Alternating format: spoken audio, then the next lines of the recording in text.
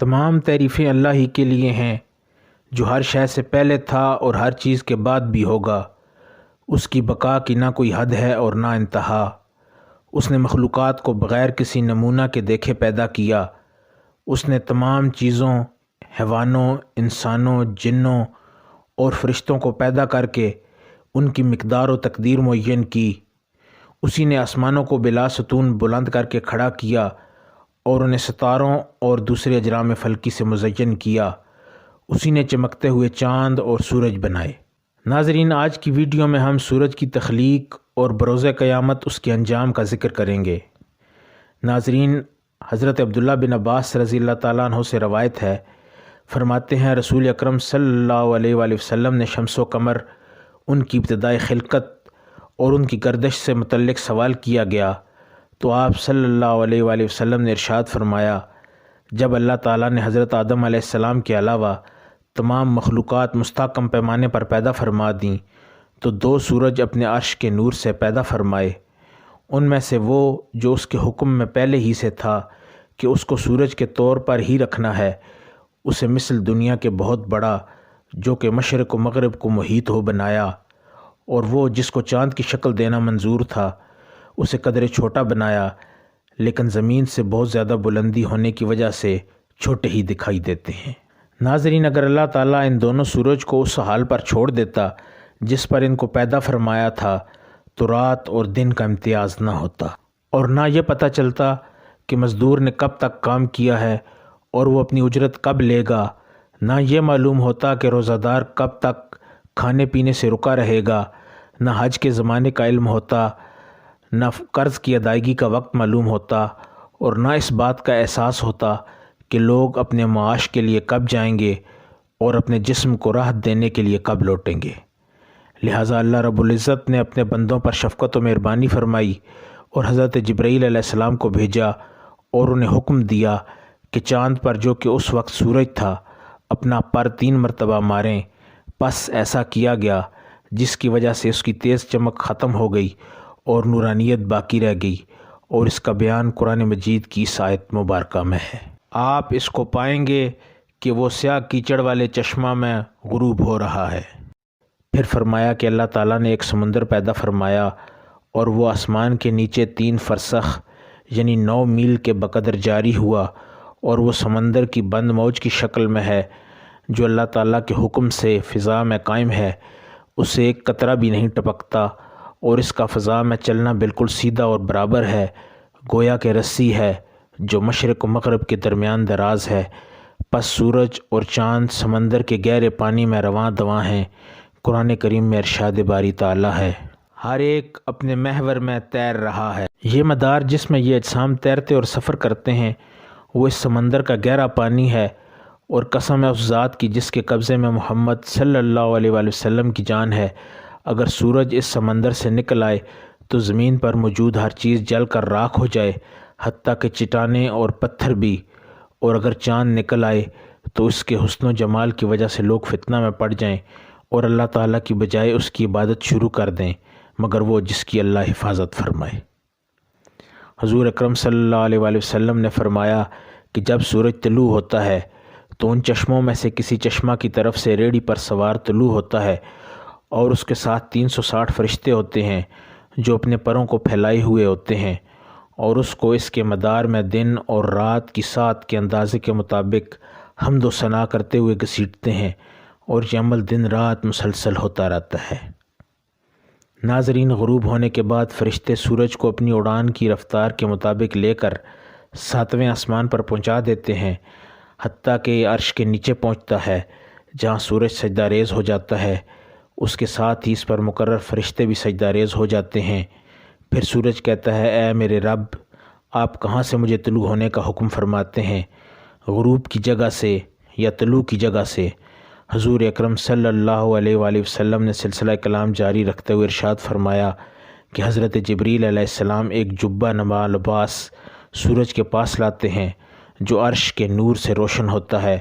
وہ سورج کو اس طرح پہنایا جاتا ہے جس طرح تم میں سے کسی آدمی کو لباس پہنایا جاتا ہے۔ پھر سورج اسی حالت میں فضائے آسمانی پر پہنچتا ہے اور اپنے طلوع ہونے کی جگہ سے طلوع ہوتا ہے۔ ناظرین، قیامت کے قریب جب سورج ایک رات عرش الہی کے نیچے رکا رہے گا اور سجدہ ریزی کے بعد اجازت طلب کرے گا کہ اسے کہاں سے طلوع ہونا ہے، مگر اسے کوئی جواب نہ دیا جائے گا، یہاں تک کہ چاند بھی اپنا سفر پورا کر کے اس کے پاس پہنچ جائے گا اور سجدہ ریزی کے بعد اجازت طلب کرے گا، لیکن اسے بھی کوئی جواب نہیں دیا جائے گا۔ اس وقت سورج 3 اور چاند 2 راتوں تک عرش کے نیچے ٹھہرے رہیں گے، مگر اس رات کی طوالت کو صرف تہجد گزار لوگ ہی پہچان سکیں گے۔ پھر حضرت جبریل علیہ السلام ان کے پاس اللہ کا پیغام لے کر آئیں گے کہ تم اپنے غروب ہونے کی جگہوں پر لوٹ جاؤ اور آج وہاں سے طلوع ہو، آج تمہیں ہمارے پاس سے نور نہ مل پائے گا۔ اس وقت یہ دونوں اس انداز سے روئیں گے کہ 7 آسمانوں والے اور عرش الہی کو اٹھانے والے ان کی آواز سنیں گے۔ ان کے اس رونے میں موت اور قیامت کا خوف بھی شامل ہوگا۔ پھر سورج اور چاند کو سینگ والے اونٹوں کی مانند بلند کیا جائے گا، یہاں تک کہ یہ دونوں آسمان میں پہنچ جائیں گے۔ پھر جبریل علیہ السلام ان کے سینگوں کو پکڑ کر انہیں مغرب کی طرف لوٹا دیں گے، مگر اس وقت سورج اور چاند دونوں اپنے چشموں میں سے کسی میں غروب نہ ہوں گے، بلکہ باب التوبہ میں غروب ہوں گے۔ حضرت عمر رضی اللہ تعالیٰ عنہ نے کہا، یا رسول اللہ، میں اور میرے گھر والے آپ پر قربان، یہ باب التوبہ کیا ہے؟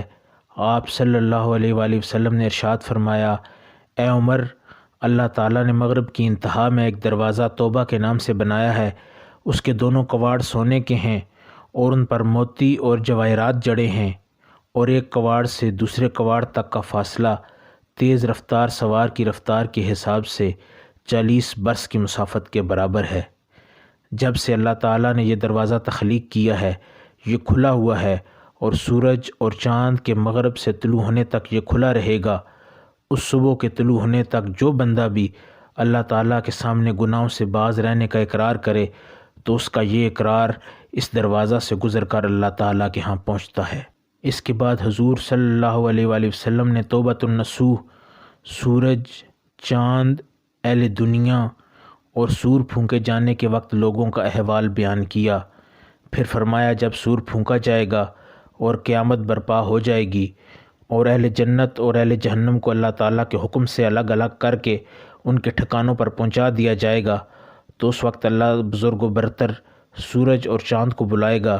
یہ دونوں اس حال میں اللہ کے حضور لائے جائیں گے کہ یہ دونوں سیاہ اور بے نور ہوں گے اور تھراتے اور بلبلاتے ہوں گے۔ ان کے کندھے اس دن کی ہولناکی اور رحمان کے خوف سے کانپ رہے ہوں گے۔ عرش الہی کے سامنے پہنچتے ہی دونوں سجدہ میں گر پڑیں گے اور عرض کریں گے، اے ہمارے معبود، آپ ہماری عبادت اور فرمانبرداری کو جانتے ہیں اور ایام دنیا میں آپ کے حکم کے مطابق تیز رفتار گردش اور طلوع و غروب کا حال بھی جانتے ہیں۔ آپ ہمیں مشرکوں کے ساتھ عذاب نہ دیں۔ ہم نے نہ تو کبھی آپ کی عبادت اور اطاعت سے روگردانی کی اور نہ ہی کبھی اس سے غافل ہوئے۔